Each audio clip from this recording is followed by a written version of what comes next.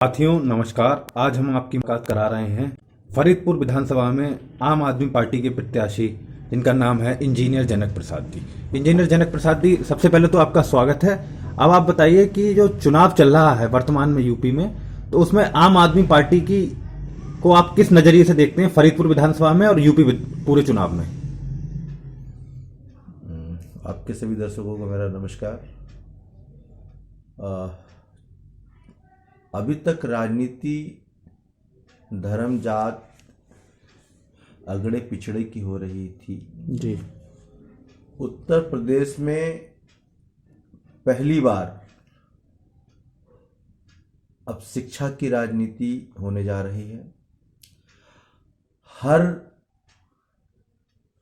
बच्चे को quality education मिलनी चाहिए और फ्री मिलनी चाहिए।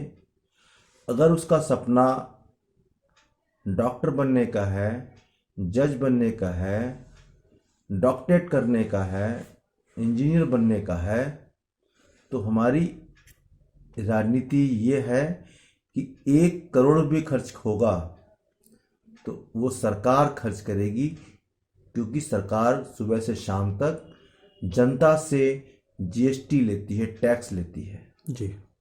तो हम उस टैक्स के पैसे को पहली बार अरविंद केजरीवाल जी ने कहा है कि हम उत्तर प्रदेश का 25% बजट जो होगा हम शिक्षा पे खर्च करेंगे। जो आप 2.5-3% आज का बजट खर्च हो रहा है, मजाक बना रखा है उत्तर प्रदेश का जी। शिक्षा के नाम पे।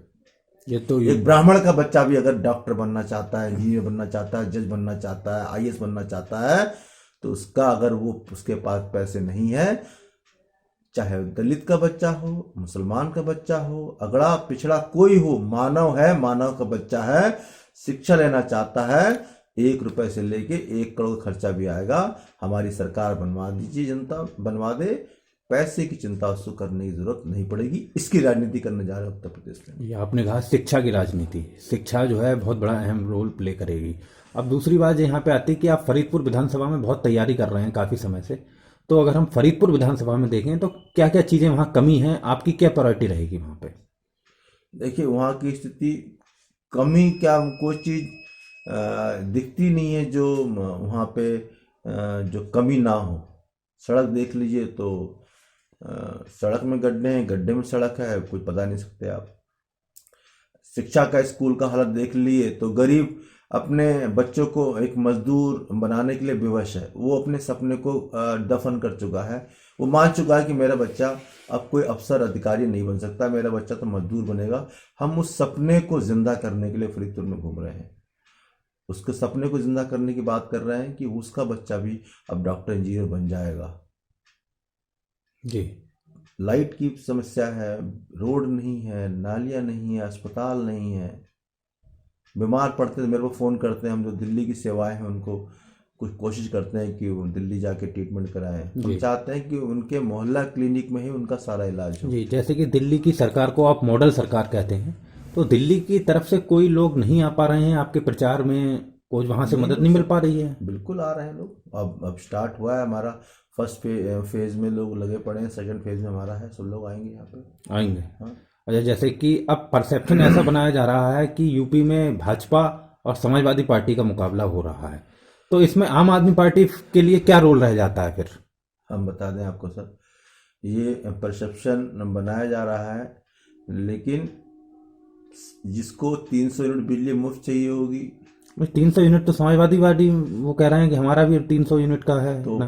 5 बार सरकार बना चुके हैं, उससे पहले उन्होंने दिया क्या? मैं पूछना चाहता हूँ आप लोगों से, इससे पहले क्या वो सरकार में नहीं थे क्या? दिया उन्होंने 300 यूनिट बिजली मुफ्त? नहीं दिया है। तो अब कैसे दे देंगे? नहीं, तो नारा तो उन्होंने भी दे दिया, तो आदमी के पास जब नारा आप 300 देना, यूनिट आप दे रहे हैं, मोदी जी ने 300 वो दे 15 रहे लाख का हैं। नारा दिया था, मिला? नहीं, 300 यूनिट तो आदमी के पास जब दो ऑप्शन आ जाएं कि आपकी एक आम आदमी पार्टी, एक समाजवादी पार्टी। कांग्रेस ने भी आसाम में दिया था मुफ्त देंगे, तो राजस्थान में क्यों नहीं दे रहे वो? तो हर प्रदेश की अलग अलग स्थिति को आकलन करते हुए दिया जाता है। काम करने, अगर आप 70 साल 75 साल का इतिहास उठा लीजिए आप, जी। और सब राजनीतिक पार्टियों का मैनिफेस्टो चेक कर लीजिए। हिंदुस्तान के इतिहास में जब से भारत आजाद हुआ है, एक लौती पार्टी है आम आदमी पार्टी जो मैनिफेस्टो में लिख दिया, हम लोग उसको वादा नहीं कहते हैं, गारंटी कार्ड कह रहे हैं उसको जी। ये केवल, और उसके लिए एकमात्र रिक्वायरमेंट है जो हमारा मुखिया की, ईमानदार होना। और आपके ऐसा नहीं है कि आप देख ले होंगे करप्शन समाजवादी पार्टी में नहीं था, सारे ठेके इनके परिवार में बंटते हैं। पता लगता है कि काऊ की बहू नाराज है तो बोले चल तू रेतों को ठेको ले ले। अच्छा।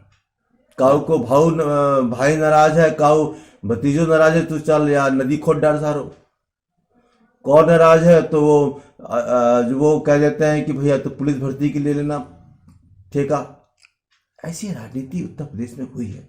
मैं गांव की भाषा में आपको कहने की कोशिश कर रहा था, ये दुखद है। जी। समाजवादी पार्टी में करप्शन नहीं हुए थे क्या? थानों में कौन कौन किस बिरादरी के लोग बैठे थे, आपको पता नहीं है क्या? नहीं, अब नया जैसे बीजेपी की तरफ से नारा दिया जा रहा है कि 80 बनाम 20, 80 हमारा है और 20 में बंटवारा है। जो लड़के अभी पीटे गए थे, अभी एनटीपीसी रेलवे की भर्ती जो पीटे, वो 80 में थे कि 20 में थे? हम पूछना चाहते हैं आप लोगों से। जो प्रयागराज में दलित 4 काट दिए गए थे, वो 80 में थे कि 20 में थे? जो हाथरस की बेटी रात को 2:30 बजे जला दी गई थी, वो 80 में थी कि 20 में थी? इनसे पूछिए ना, कौन से 80-20 में? ये खाली धर्म जात की राजनीति करना चाहते हैं।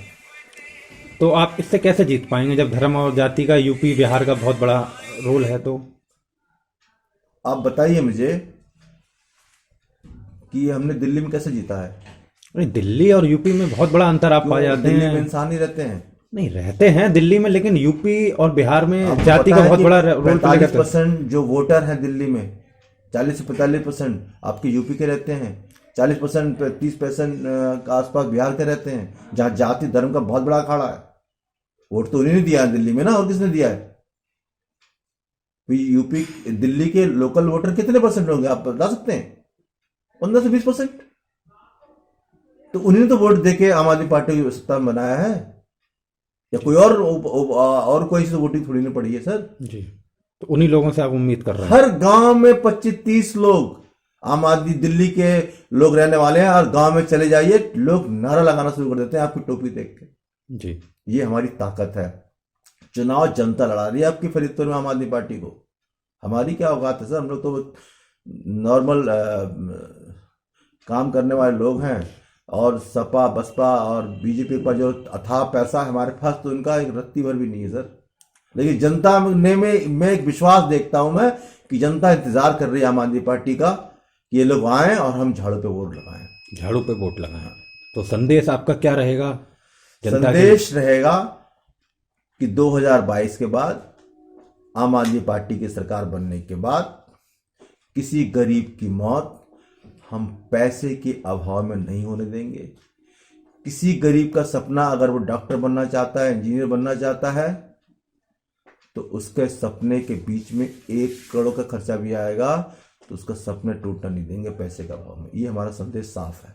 जी, ठीक है, धन्यवाद। जैसे हमारे साथ जनक जी बने रहिए हमारे साथ बोल बरेली में। जय